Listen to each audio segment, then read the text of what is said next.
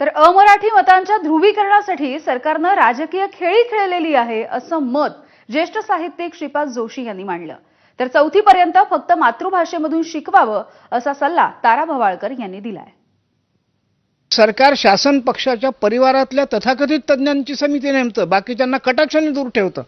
त्यामुळे आम्ही जे पत्र आता यावेळेला लिहिलं आहे, सरकारने अधिकाधिक पारदर्शी व्यवहार करावा। इंग्रजीच्या पेक्षा मराठीची सक्ती या राज्यामध्ये असायला पाहिजे। मुळामध्ये तुम्ही तिसरी भाषा या पर्यायाच्या आडून हिंदीला परत आणतात, हे तुमचं राजकारण तुमच्याजवळ ठेवा ना। महाराष्ट्र ही काय प्रयोगशाळा आहे का तुमची सक्ती करून बघण्याची? आणि 1ली ते 5वी या कोवळ्या वयाच्या मुलांना भाषेची इंजेक्शन देऊन भाषा नसते शिकवली जात।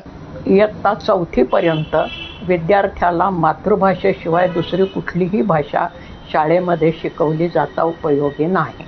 त्याला मातृभाषेमध्ये त्याचा पाया पक्का होऊन द्यावा, कारण मूल 6 वर्षाचं असताना शाळेमध्ये येतं, अतिशय लहान असतं। त्याच्या शारीरिक, मानसिक, बौद्धिक क्षमता या लक्षात घेतल्या जाव्यात।